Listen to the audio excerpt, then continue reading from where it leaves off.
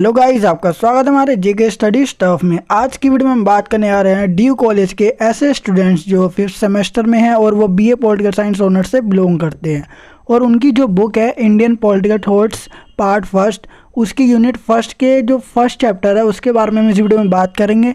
And आपके लिए कौन सा इंपॉर्टेंट क्वेश्चन है उसके बारे में भी अब इस वीडियो में बात करेंगे जो आपके एग्जाम में आ सकता है। सो गाइस, शुरू करते हैं अपनी video. So without wasting time let's begin our video. So guys, जैसा कि अपना पार्ट जो फर्स्ट है, मतलब चैप्टर नंबर फर्स्ट जो यूनिट फर्स्ट का है आपकी, चैप्टर नंबर फर्स्ट का नाम है आपके भारतीय राजनीतिक विचार की ज्ञानमीमांसीय आधार।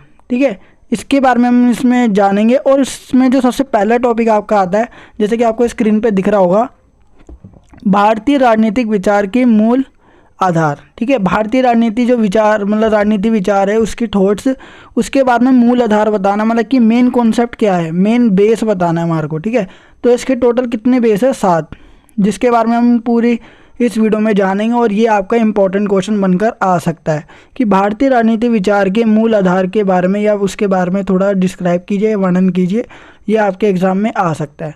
तो सबसे पहला है प्रमाण के रूप में ज्ञान, दूसरा है प्रत्यक्ष, तीसरा है इसमें अनुमान, और चौथा है शब्द जिसको हम मौखिक वर्णन भी कह सकते हैं, और फिफ्थ है अपना उपमान, और सिक्स्थ अर्थापत्ति, सेवन्थ अपना अनुपलब्धि। ठीक है, तो ये है 7 पॉइंट जो आपके भारतीय राजनीति विचार के मूल आधार है। ठीक है, यही 7 पॉइंट है। तो इसके बारे में हम इसको क्या करेंगे, आप डिस्क्राइब करेंगे हर एक पॉइंट को। तो सबसे पहला पॉइंट, जैसे कि आपको पता होगा, प्रमाण के रूप में ज्ञान, ये अपना फर्स्ट पॉइंट है भारतीय राजनीति विचार के मूल आधार के अंदर। तो अब देखते हैं इसके बारे में क्या बताया गया। ज्ञान एक प्रकार की अनुभूति है जो सही पद्धति से प्राप्त किया जाता है। मतलब ना, एक प्रकार की अनुभूति है ज्ञान, जो प्रमाण के रूप में ज्ञान है। ठीक है, वो एक क्या है, अनुभूति है जो हम सही पद्धति से प्राप्त कर सकते हैं। ठीक है, वैसे ज्ञान प्राप्त करने के बहुत अलग अलग तरीके होते हैं कि जैसे मान के चलो, अगर तुम्हें किसी चीज़ के बारे में कोई इन्फॉर्मेशन चाहिए, ठीक है, तो वो कई लोग उसके बारे में अलग अलग इन्फॉर्मेशन बताएंगे, जिसमें से कुछ क्या होगी, गलत होगी और कुछ सही होगी। तो जो हमें सही पद्धति है ना, उसको हमें लेना है, और बाकी जो गलत पद्धति है उसका हमें फॉलो नहीं करना, मतलब कि वो हमें चाहिए ही नहीं। ठीक है, तो ये ज्ञान एक तरीके से क्या होता है, ज्ञान एक प्रकार की अनुभूति है जो सही पद्धति से प्राप्त की जाती है। सत्य के विभिन्न सिद्धांत होने के बावजूद ज्ञान न केवल सत्य को प्रकट करता है बल्कि उससे उत्पन्न भी होता है। ठीक है, सेकंड अपना बोला गया है प्रमाण के रूप में प्रत्यक्ष। इसको हम प्रत्यक्ष भी बोलते हैं और प्रमाण के रूप में प्रत्यक्ष भी कह सकते हैं। अब देखो, प्रत्यक्ष उस ज्ञान की बात करता है जो मौजूद है और जिसे आंखों से देखा जा सकता है या जिसकी अनुपस्थिति आंखों के सामने दिखाई देती है। इसलिए प्रमाण के रूप में प्रत्यक्ष, जो प्रत्यक्ष है उसे हम क्या मानते हैं, सबसे महत्वपूर्ण मानते हैं। ठीक है, अब देखो, कोई व्यक्ति, प्रत्यक्ष का मतलब होता है डायरेक्ट। ठीक है, मतलब कि वो उस बात को मान रहा है जिस समय वो मौजूद है और वो आंखों से देख पा रहा है। ठीक है, उस पर भरोसा करेगा वो, या जिसकी उपस्थिति आंखों के सामने दिखाई देती है। इसलिए प्रमाण के रूप में जो प्रत्यक्ष है उसे महत्वपूर्ण भी माना जाता है। प्रत्यक्ष का मतलब होता है आपका डायरेक्ट। ठीक है, अब थर्ड की बात करें हम, थर्ड जो है अपना, वो बोला गया है अनुमान। ठीक है, अनुमान में ना ये शब्द क्या है, अनुमान शब्द 2 शब्दों से मिलके बना है, जिसमें पहला है अनु और दूसरा है मन। जिसमें अनु का मतलब होता है उपरांत, ठीक है, इसको हम कह सकते हैं बाद में, और मन का मतलब होता है ज्ञान। ठीक है, इसलिए अनुमान का मतलब होता है ज्ञान का खोजकर्ता या प्रमाण के आधार पर ज्ञान का साधक। अगर आपके पास कोई प्रूफ है तो वो क्या हो गया, ज्ञान का साधक। अगर तुम्हारे पास कोई प्रूफ है तो वो क्या हो सकता है, ज्ञान का साधक। और दूसरी बात, अगर प्रूफ नहीं है तो उसे हमें क्या करना पड़ेगा, खोज करनी पड़ेगी। ठीक है, ज्ञान का खोजकर्ता या प्रमाण के आधार पर ज्ञान का साधक। तो ये क्या हो गया अपना अनुमान का मतलब। अनुमान के द्वारा प्राप्त ज्ञान प्रत्यक्ष नहीं होता, वह अप्रत्यक्ष होता है, मतलब वो डायरेक्ट नहीं होता, इनडायरेक्टली होता है।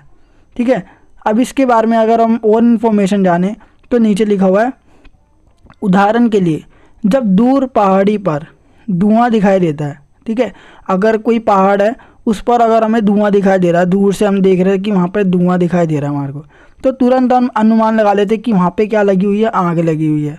क्योंकि धुआं और आग दोनों क्या हुए हैं, एक दूसरे से जुड़े हुए हैं।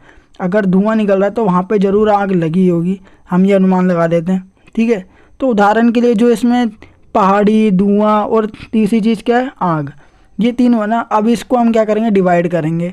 तो देखो जैसे कि आपको रेड कलर का जो पॉइंट दिख रहा होगा, अनुमान में 3 विशेषताएं आती है। पहला साध्य, दूसरा हेतु और तीसरा पक्ष।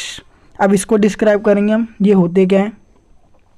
कभी भी अगर हमें अनुमान लगाना है तो उसकी 3 विशेषताएं होती है, साध्य होता है, हेतु होता है और पक्ष होता है। तो देखो सबसे पहला जो है साध्य, इसका मतलब क्या होता है, जो अभी साबित करना बाकी है। जैसे कि आग, हमने दूर से देखा कि पहाड़ी पर क्या है, धुआं निकल रहा है। पहाड़ी से मतलब पहाड़ी पर देखा तो हमें वहाँ पे क्या आ रहा था, धुआं। लेकिन हमें ये नहीं पता कि वहाँ पे धुआं किस वजह से, क्या पता आग लगी हो या कोई और रीज़न भी हो सकता है। तो हमें ये साबित करना है अभी कि अभी बचा हुआ है। ठीक है, हमें साबित करना है कि वहाँ पे आग है या नहीं है। तो जो साबित करना बचा हुआ है ना, या जो अभी साबित किया जाना है, ठीक है, अभी किया नहीं है, हमें पूरा पक्का नहीं पता। हमें ये तो पता है कि धुआं है, ठीक है, लेकिन ये नहीं पता कि वहाँ पे सच में आग लगी है जिसकी वजह से वो धुआं आ रहा है। तो इस चीज़ को जो हमें अभी प्रूफ करनी है वो क्या कहलाएगी, साध्य। दूसरे की अगर हम बात करें, दूसरे पॉइंट की, तो वो है हेतु, जिसके कारण अनुमान लगाया जा रहा है। अब हम बताओ किसको देख के अनुमान लगा रहे हैं, वो धुआं देखकर। ठीक है, तो जिसके कारण अनुमान लगाया जा रहा है जैसे कि धुआं, ये क्या हो गया अपना हेतु। और तीसरा आता है पक्ष, जो पक्ष या संदेह का कारण बनता है। जैसे कि पहाड़ी, आग कहाँ पे लग रही है, मतलब धुआं कहाँ से निकल रहा है, पहाड़ी से, तो वो स्थान क्या हुआ अपना पक्ष। ठीक है, जिस पर पक्ष भी कर सकते हैं हम और संदेह मतलब शक भी कर सकते हैं। ठीक है, जो इसका कारण बनता है वो है अपना पहाड़ या पहाड़ी कह सकते हो। तो ये 3 पॉइंट है जिससे हम क्या लगा सकते हैं, अनुमान लगा सकते हैं, साध्य, हेतु और पक्ष। आई होप आपको इतना समझ आ गया होगा। अगर आपको कुछ भी डाउट है, कोई पॉइंट अगर आपको समझ नहीं आ रहा है, कोई वर्ड समझ नहीं आ रहा, तो आप हमें कमेंट बॉक्स में भी बता सकते हैं। अब देखते हैं अपने 4th पॉइंट की ओर, शब्द या मौखिक वर्णन। शब्द या मौखिक वर्णन एक भरोसेमंद व्यक्ति का आधिकारिक भाषण है। जब भी कोई व्यक्ति, जैसे कि मैं आपको कुछ समझा रहा हूँ, ठीक है, और आप सुन भी रहे हो उसे, और दूसरी बात कोई भी हम बात बोलते हैं या फिर कुछ भी वर्ड्स यूज़ करें तो वो शब्द हो गया, और हम अगर उसे बस बोल रहे हैं तो वो मौखिक वर्णन है। ठीक है, लेकिन अगर कोई शब्द हम लिख रहे हैं तो वो लिखित वर्णन होगा। मौखिक होता है जिसे हम केवल बोलते हैं, और लिखित होता है जिसे हम केवल लिखते हैं। ठीक है, तो देखो शब्द या मौखिक वर्णन एक भरोसेमंद व्यक्ति का आधिकारिक भाषण होता है। ठीक है, जो व्यक्ति बोल सकता है शब्दों में, वो क्या हो गया अपना शब्द या मौखिक वर्णन हो गया, और उसको अधिकार भी मिला गया कि वो भाषण दे सकता है। दूसरी अगर हम बात करें, अन्य व्यक्ति द्वारा शब्द के प्रयोग से ज़्यादा ज्ञान मनुष्य को प्राप्त होता है। अगर कोई व्यक्ति कुछ बोल रहा है तो दूसरे व्यक्ति को उससे ज्ञान मिलेगा, लेकिन उस जो व्यक्ति बोल रहा है उसको भी मिलेगा। मतलब सुनने वाले को और बोलने वाले को, दोनों को ही शब्द या मौखिक वर्णन से क्या मिलता है, ज्ञान मिलता है, कोई ना कोई ज्ञान मिलेगा। ठीक है, जैसे कि अभी मैं बोल रहा हूँ, आपको सुनाई दे रहा है, और मेरे बोलने पे क्या यूज़ हो रहे हैं, शब्द। ठीक है, तो आपको अगर कुछ समझ आ रहा है तो ये क्या हो गया, एक इन्फॉर्मेशन होगी, ये क्या हो गया आपके लिए, ज्ञान। ठीक है, तो ये 4th में आएगा। अब बात करते हैं अपना 5th पॉइंट, जो कि सबसे छोटा पॉइंट है, उपमान। उपमान का अर्थ है तुलना या समानता। अब इसकी डेफिनेशन की बात करें, अर्थ तो हमें पता लग गया। उपमान से तात्पर्य है कि किसी वस्तु की समानता के आधार पर तुलना करना। अगर कोई व्यक्ति या कोई वस्तु समान है और उसकी हम क्या कर सकते हैं, तुलना कर सकते हैं, तो ये उपमान कहलाएगा, क्योंकि हमारे में ज्ञान है। अब कोई व्यक्ति है, वो किसी चीज़ की तुलना करता है कि कौन सी चीज़ भारी है। एग्जाम्पल लेते हैं हम कि जैसे मान के चलो एक व्यक्ति है जिसके हाथ में 1 पेन है, ठीक है, और दूसरा व्यक्ति है जिसके हाथ में 4 पेन है। ठीक है, फिर वो तुलना कर रहा है। एक व्यक्ति ने बोला कि लाओ अपने 4 पेन मुझे दिखाओ, और 1 पेन तो मेरे पास है ही। तो वो दोनों की क्या करता है, तुलना करता है, 4 पेन और 1 पेन की। तो ये उपमान नहीं होगा। जब वस्तु क्या होगी, समान होगी और उसकी तुलना की जाएगी तो वो उपमान कहलाएगा। मतलब इस हाथ में भी 1 पेन है और दूसरे हाथ में भी 1 पेन है, तब वो किसी का वेट में मेज़र करता है, तो ये क्या कहलाएगा, अपना उपमान। ठीक है, वस्तु क्या होनी चाहिए, समान होनी चाहिए, और उसकी तुलना करने पर हम क्या कहलाते हैं, उसे पूरी प्रोसेस को उपमान कहते हैं। अब 6th की बात करें, अर्थापत्ति। ठीक है, अर्थापत्ति 5th वाला, आई होप आपको इतना समझ आ गया होगा। ठीक है, जब कोई वस्तु समान है और उसकी हम क्या कर रहे हैं, तुलना कर रहे हैं। ठीक है, अब 6th देखते हैं, अर्थापत्ति। अर्थापत्ति का मतलब होता है प्रकल्पना या निहितार्थ। ठीक है, प्रकल्पना और निहितार्थ। ये क्या कहलाता है अपना अर्थापत्ति। अब अर्थापत्ति जो है इसमें दो शब्द हैं, एक अर्थ है और एक अपत्ति है, ठीक है, अर्थ और अपत्ति। ये अर्थ का मतलब होता है तथ्य, मतलब जिसे हम डाटा भी कह सकते हैं, और अपत्ति का मतलब होता है कल्पना, ठीक है, परिकल्पना कह लो या कल्पना कह लो, बात एक ही है। अर्थापत्ति समस्याओं को हल करती है और उस तथ्य को मानकर समस्या का समाधान करती है जो तथ्य विरोधाभासी लग रहा है। मतलब ऐसा तथ्य जो विरोधाभासी लग रहा है, जो मतलब कि विरोध करने के लिए काबू है, मतलब विरोध करना चाहता है, उसको लेकर समस्या क्या क्या करती है, समाधान करती है अर्थापत्ति, ठीक है। अब अपना आता है 7 पॉइंट, अनुपलब्धि।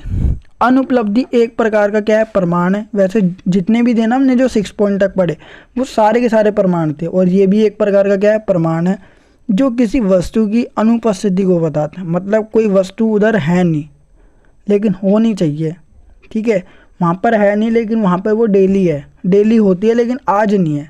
सपोज़ तुम्हारी कोई वस्तु है जो जिसे तुम हमेशा वहीं देखते हो, जब भी तुम देखते हो उस जगह पर जाते हो तो वो वहीं पे मिलती है कोई वस्तु, ठीक है, लेकिन एक दिन जब तुम गए तो वहाँ पे वो वस्तु नहीं थी, तो ये अनुपलब्धि कहला सकती है, ठीक है।